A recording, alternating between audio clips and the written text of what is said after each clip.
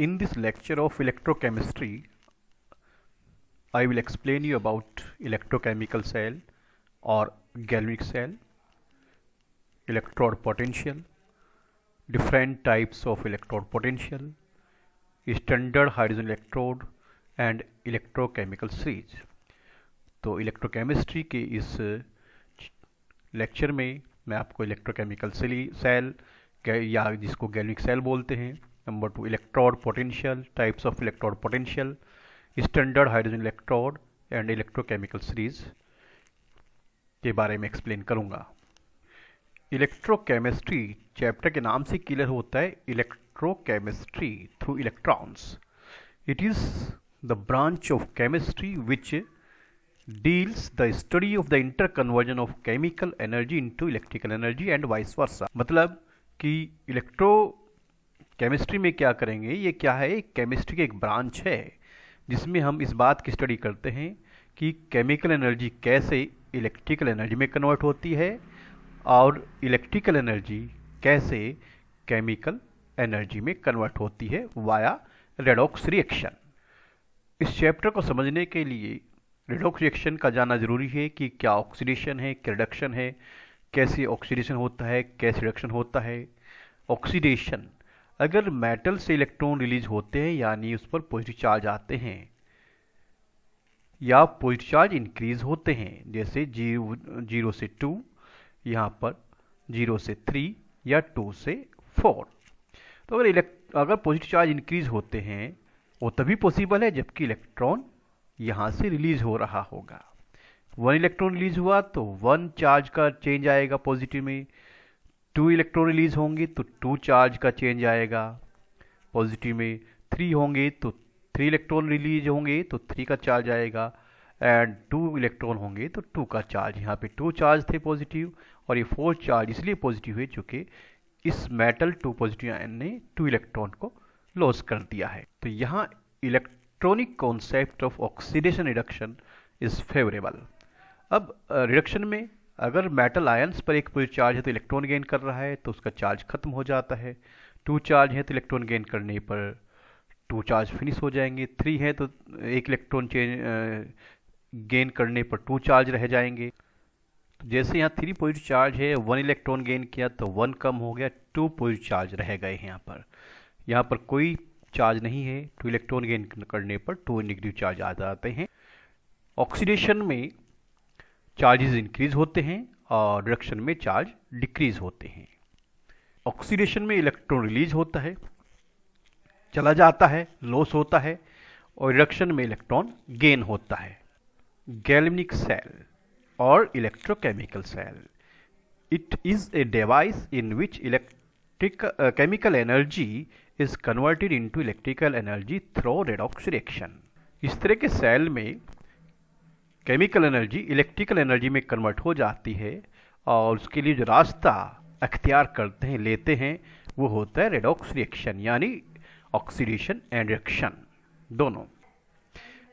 Galvanic cell तैयार करने के लिए हमें क्या क्या चाहिए मटेरियल?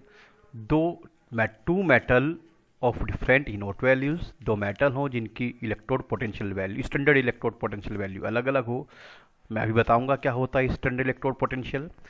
2 साल्ट सॉल्यूशंस हैं जिनकी मोलिटी जिनकी कॉन्सेंट्रेशन 1 मोलर हो। Salt bridge, potentiometer current measure करने के लिए, और conducting wire for making the arrangement. Standard electrode potential से पहले इलेक्ट्रोड पोटेंशियल या रिडक्शन पोटेंशियल, चूंकि वो रिडक्शन की टर्म में ही होता है इसलिए इसको रिडक्शन पोटेंशियल बोलते हैं। This is the representation of electrode potential. E for electrode, M N positive and metal ions convert हो रहे हैं मेटल में बाय गेनिंग द इलेक्ट्रॉन, इसीलिए इसको रिडक्शन पोटेंशियल कह रहे हैं जो इलेक्ट्रॉन गेन हो रहा है। When a metal rod is dipped in its salt solution, then a potential difference develops between metal surface and salt solution, that is called electrode potential। जब किसी मेटल रोड को उसी के साल्ट सोल्यूशन में dip करते हैं तो जो भी मेटल रोड और साल्ट सोल्यूशन के बीच में पोटेंशियल डिफरेंस डेवलप होता है वो इलेक्ट्रोड पोटेंशियल होता है। और अगर ये चीज़ कंडीशनल हो जाए, सशर्त, यानी जो रोड डिप कर रहे हैं वो सॉल्यूशन मोलर कॉन्सेंट्रेशन का हो, temperature 1 bar standard pressure, sorry temperature 298 kelvin standard यानी room temperature, and pressure 1 bar, तो तब जो पोटेंशियल डिफरेंस डेवलप होगा that is standard electrode potential. कैसे गैल्वेनिक सेल को कंस्ट्रक्ट करते हैं, बनाते हैं, देखिए पहले ये बीकर है जिसमें जिंक सल्फेट सॉल्यूशन भरा है और उसमें ये जिंक मेटल का एक रॉड डिप किया हुआ है।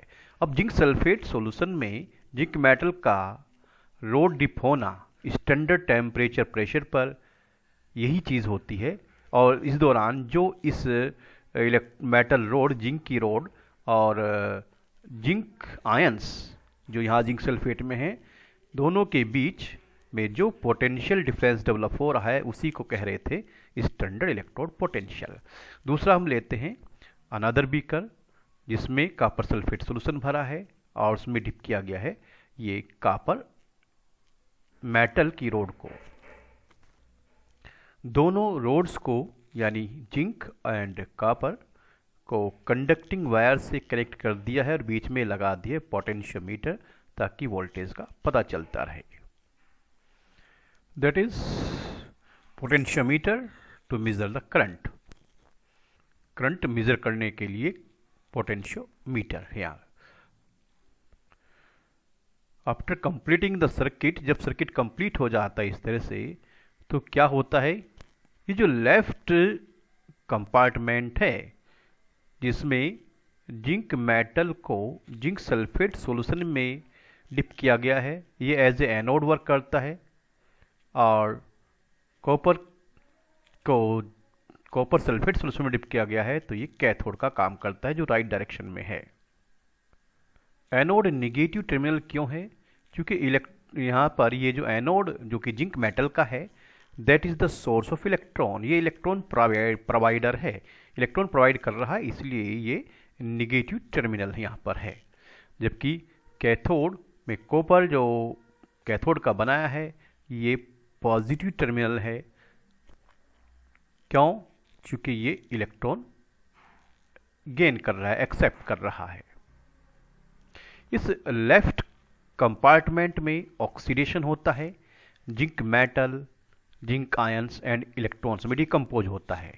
इलेक्ट्रॉन चले जाते हैं कंडक्टिंग वायर के थ्रू सॉल्यूशन में राइट साइड में, और जबकि जिंक आयंस, क्योंकि जिंक जब टूट रहा है जिंक आयंस एंड इलेक्ट्रॉन्स में, तो जिंक आयंस सॉल्यूशन में आ जाते हैं और इलेक्ट्रॉन कंडक्टिंग वायर से होते हुए दूसरे कंपार्टमेंट में जहां कॉपर सल्फेट सॉल्यूशन भरा है वहां पर चले जाते हैं वाया कैथोड। यहाँ कॉपर सल्फेट सॉल्यूशन भरा है, जब कॉपर सल्फेट सॉल्यूशन है तो उसमें sulphate ions and copper ions होंगे, और सॉल्यूशन के अंदर present copper ions in electrons को गेन करते हैं जो कि लेफ्ट कंपार्टमेंट से आ रहे हैं और कॉपर सॉलिड में कन्वर्ट हो जाते हैं जो कि इस कैथोड पर डिपॉजिट होने लगता है। इस तरह से electron left to right flow होते हैं, एनोड टू कैथोड, और करंट राइट टू लेफ्ट यानी कैथोड टू एनोड, जो कि यहाँ पोटेंशियोमीटर में मेजर कर लिया जाएगा। ये वर्टिकल यू शेप ट्यूब जो दिखाई दे रही है ये साल्ट ब्रिज है जिसमें पोटेशियम क्लोराइड या पोटेशियम नाइट्रेट, पोटेशियम सल्फेट वगैरह का इनर्ट सॉल्यूशन भरा हुआ है जिसको अगार अगार में तैयार किया गया है। बिल्कुल सेमी सॉलिड पेस्ट होता है, न लिक्विड न solid. What is its role, अब इसका रोल क्या है। जो पोटेशियम क्लोराइड या जो भी कुछ इसमें potassium chloride, suppose potassium chloride is in agar agar में बना हुआ सेमी सॉलिड पेस्ट जो भरा है इस वर्टिकल यू शेप ट्यूब में, जिसे बोल रहे हैं साल्ट ब्रिज। तो साल्ट ब्रिज का क्या फंक्शन है। साल्ट ब्रिज का फंक्शन ये है कि ये दोनों कंटेनर में आयंस को बैलेंस करके रखता है। ये साल्ट ब्रिज सर्किट को कंप्लीट करता है आयंस को अलाउ करके, ताकि आयंस जो हैं एक हाफ सेल से दूसरे हाफ सेल में फ्लो हो सके। This one is half cell, that is also half cell, तभी तो दोनों मिलके कंप्लीट हुआ cell.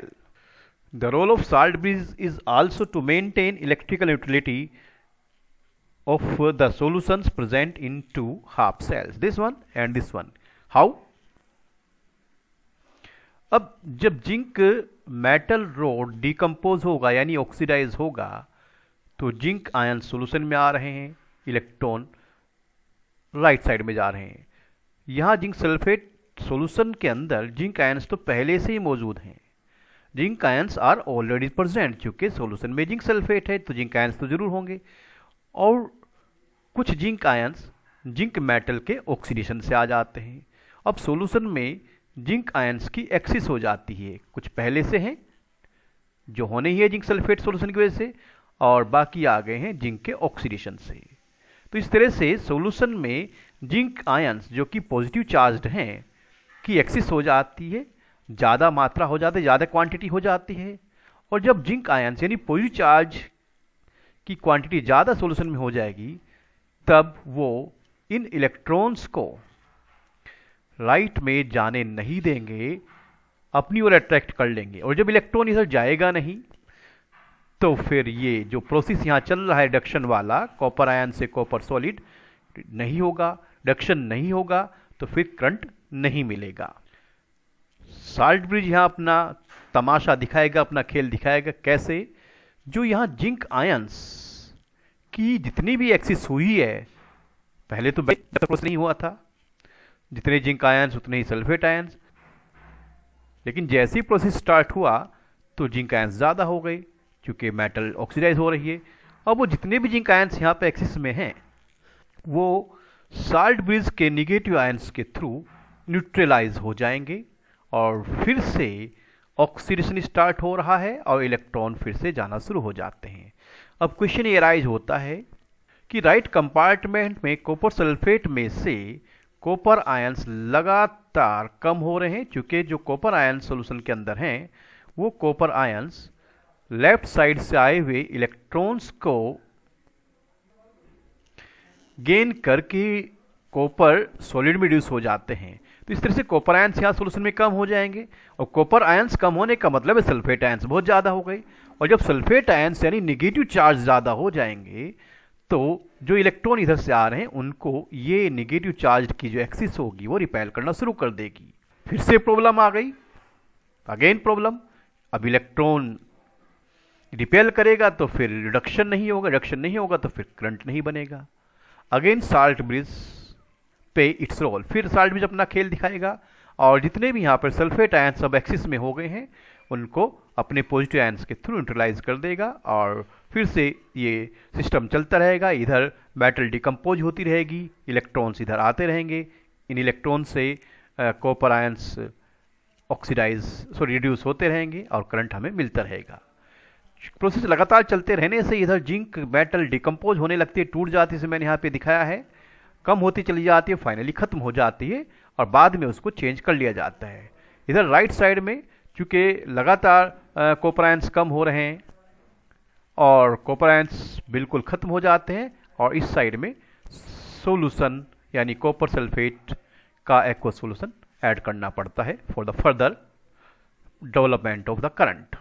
Now look here the representation LON, ये लेफ्ट कंपार्टमेंट है जिसमें हो रहा है ऑक्सीडेशन और जो एनोड है यहाँ पर ये निगेटिव टर्मिनल है। फिर से LOAN यानी लेफ्ट कंपार्टमेंट में हो रहा है ऑक्सीडेशन, ये रहा ऑक्सीडेशन जिंक से, जिंक आयन से इलेक्ट्रॉन, और ये एनोड है और नेगेटिव टर्मिनल है। Reverse of that here in right hand side, right reduction, cathode and positive terminal. But अगर इस सिस्टम को एक्सटर्नल सोर्स से जोड़ दिया जाए तो क्या होगा? अभी तो जो यहां मिल रहा है वोल्टेज वो इंटरनल वोल्टेज है, यानी ई नोट सेल है, ई यहाँ पे जो इलेक्ट्रोड पोटेंशियल डेवलप हुआ E naught cathode minus E naught anode, that is E naught cell. आगे बढ़ने से पहले एक बार इसका वर्किंग फिर से चेक करें। जो एनोड टर्मिनल है उस पर होता है ऑक्सीडेशन, कैथोड पर होता है रिडक्शन। अब ये दोनों अपने आप में हाफ सेल्स, हाफ रिएक्शन से, हाफ सेल से दोनों कंबाइन करेंगे, इलेक्ट्रॉन से इलेक्ट्रॉन कैंसिल हो जाएंगे, zinc solid plus copper ions aqueous gives zinc ions aqueous and copper solid. That is the cell reaction. यानी एनोड की सेल रिएक्शन कैथोड की सेल रिएक्शन का टोटल हो जाता है सेल रिएक्शन, जो कि एक तरह की रेडॉक्स रिएक्शन है। यहाँ पर जिंक सॉलिड से जिंक आयंस बने ऑक्सीडेशन और कॉपर आयन से बने कॉपर सॉलिड यानी reduction. How to represent the cell. ये सेल रिएक्शन से क्लियर हो जाएगा। जिंक सॉलिड कन्वर्ट हुए जिंक आयंस में, zinc solid slash zinc ions यानी zinc solid converted into zinc ions. Double slash या पैरेलल लाइन जो शो कर रहे हैं ये दिखा रहा है साल्ट ब्रिज, और साल्ट ब्रिज के दूसरी साइड में राइट साइड में कॉपर आयंस एक्वस कन्वर्ट हो रहे हैं कॉपर सॉलिड में। That is a cell representation. Cell representation से सेल रिएक्शन और सेल रिएक्शन से सेल रिप्रेजेंटेशन तैयार किया जा सकता है। अगर गैल्वेनिक सेल को एक्सटर्नल वोल्टेज से जोड़ दिया जाए तो क्या होगा। अगर एक्सटर्नल वोल्टेज 1.1 वोल्ट जो कि यहां डेवलप हुआ था उससे कम है या इंटरनल वोल्टेज से कम है, तब प्रोसेस ऐसा ही रहेगा। एनोड पर ऑक्सीडेशन, कैथोड पर रिडक्शन। एनोड से इलेक्ट्रॉन कैथोड की ओर जाएंगे और कैथोड से करंट एनोड की ओर आएगा। बट अगर एक्सटर्नल वोल्टेज 1.1 वोल्ट जो कि यहां डेवलप होगा, या कह दें एक्सटर्नल वोल्टेज इंटरनल वोल्टेज के इक्वल हो जाए, तब प्रोसेस रुक जाएगा। ना कोई ऑक्सीडेशन, ना कोई रिडक्शन, ना इलेक्ट्रॉन लेफ्ट राइट, ना करंट राइट टू लेफ्ट। लेकिन अगर एक्सटर्नल वोल्टेज 1.1 वोल्ट जो कि यहां डेवलप हुआ है, यानी वोल्टेज जो डेवलप हुआ है इंटरनली, अगर उससे ज़्यादा हो जाए एक्सटर्नल जो सप्लाई कर रहे हैं, तब सब कुछ रिवर्स हो जाएगा। ये राइट एनोड बन जाएगा, लेफ्ट कैथोड हो जाएगा, इलेक्ट्रॉन्स राइट टू लेफ्ट जाएंगे, current right to left, everything will reverse. Anode decompose होता है और कैथोड पर डिपोजिशन होता है। In galvanic cell anode act as a negative terminal being the source of electron. मैंने पहले ही बता दिया है। Oxidation always occur at anode. Anode पर केवल ऑक्सीडेशन होता है और हमेशा होता है, और कैथोड पर रिडक्शन हमेशा होता है। Salt bridge and its role मैंने पहले बताया। It is an vertical U shape tube है containing inert semi solid paste of potassium chloride और अमोनियम क्लोराइड इन अगार में भरा हुआ। और रोल ऑफ साल्ट ब्रिज क्या है? To maintain electrical neutrality of ions in both half cells. दोनों half cells में इलेक्ट्रिकल न्यूट्रलिटी बना के रखना। कैसे बनाता है? एनोडिक कंपार्टमेंट में जिंक आयंस क्लोराइड आयन के थ्रू न्यूट्रलाइज करा देता है, और जो सल्फेट आयंस है उनको अमोनियम आयन या पोटेशियम आयन के थ्रू न्यूट्रलाइज करा देता है साल्ट ब्रिज। हाफ सेल और इलेक्ट्रोड मैंने पहले बताया है कि जब मेटल रोड को उसी के आयन सॉल्यूशन में डुबोते हैं तो जो सिस्टम तैयार होता है metal in the salt solution, वो होता है हाफ सेल, जिसे इलेक्ट्रोड भी बोलते हैं। ये कई तरह के होते हैं। मेटल इलेक्ट्रोड यानी मेटल इन मेटल, जैसा गैल्वेनिक सेल में डिस्कस हुआ है। Zinc in zinc ions, copper in copper ions. Amalgam electrode, metal in mercury, जो एलॉय होता है किसी मेटल का मरकरी के अंदर, उन्हें अमलगम कहा जाता है। जिंक अमलगम जिंक आयंस में, या सोडियम अमलगम सोडियम आयंस में। Gas electrode, inert metal platinum या गोल्ड जो कि एक्टिव नहीं होते हैं को गैसेस आयंस में डिप कर दें, गैस को गैसेस आयन में डिप करें, तब वो गैस इलेक्ट्रोड, जिसे प्लेटिनम वायर को के थ्रू हाइड्रोजन गैस को हाइड्रोजन आयंस में डिप कर दें, या प्लेटिनम वायर के थ्रू क्लोरीन गैस को क्लोराइड आयन में पास करें। तो इस तरह से जो इलेक्ट्रोड तैयार होगा उसे बोलते हैं gas electrode. Redox electrode, platinum wire को जब डिप एक ऐसे मिक्सचर में जो कि एक ही मेटल के दो तरह के साल्ट सॉल्यूशन से बना हुआ है, जैसे Fe2 पॉजिटिव यानी आयरन सेकेंड आयंस का, जैसे कह सकते हैं FeCl2 एंड FeCl3, दोनों के मिक्सचर से बने हुए साल्ट में जब प्लेटिनम की रोड डिप करते हैं तो इस तरह से जो तैयार होता है उसे बोलते हैं रेडॉक्स इलेक्ट्रोड। इसमें खुद ब खुद ऑक्सीडेशन रिडक्शन हो जाता है। इलेक्ट्रोमोटिव फोर्स और the cell voltage. E naught cell, E naught cathode minus E naught anode.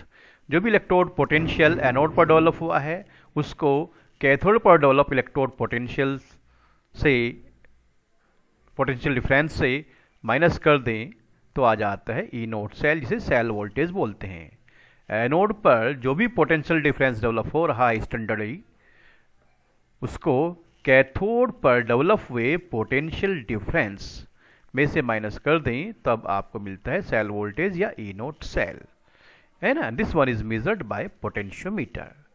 अगर प्रोसेस स्पॉन्टेनियस है यानी लेफ्ट राइट इलेक्ट्रॉन फ्लो हो रहे हैं, राइट टू लेफ्ट हो रहे हैं, तो ई नोट सेल हमेशा पॉजिटिव होना चाहिए and that is possible only when E naught cathode, cathode पर जो पोटेंशियल डिफरेंस डेवलप हुआ है वो एनोड पर डेवलप पोटेंशियल डिफरेंस से ग्रेटर हो।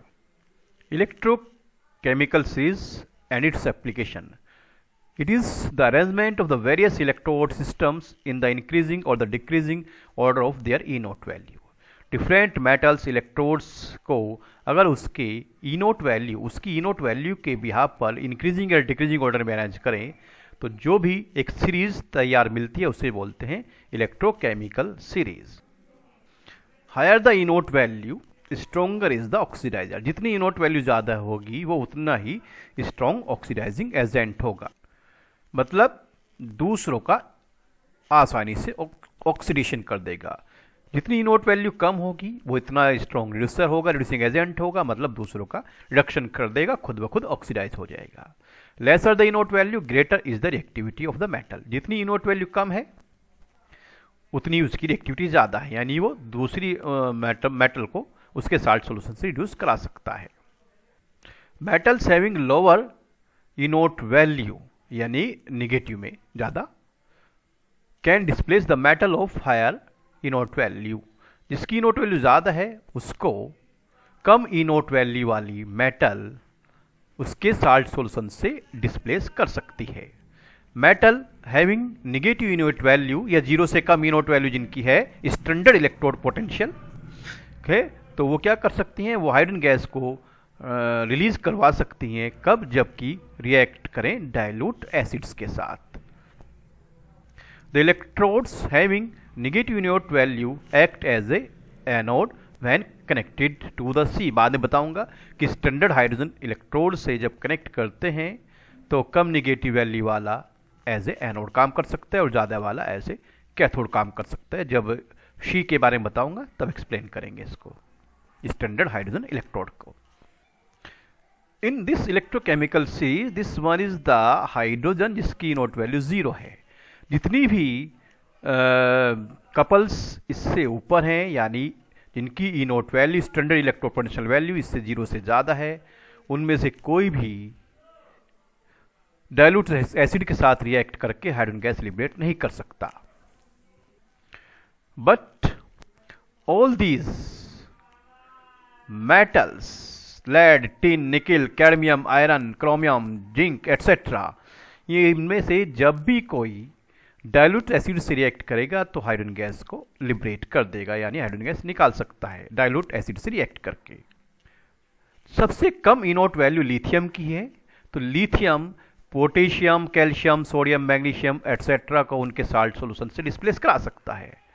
पोटेशियम जिसकी ई नोट वैल्यू लिथियम से ज़्यादा है, तो क्या होगा कि पोटेशियम लिथियम को तो उसके साल्ट सॉल्यूशन से रिड्यूस नहीं करा सकता है, लेकिन बाकी सब कैल्शियम, सोडियम, मैग्नीशियम करा सकता है। इसी तरह से कैल्शियम जिसकी E naught value potassium lithium से ज़्यादा है, तो पोटेशियम लिथियम को छोड़ के बाकी सभी मेटल्स को उनके साल्ट सॉल्यूशन से डिस्प्लेस करा सकता है।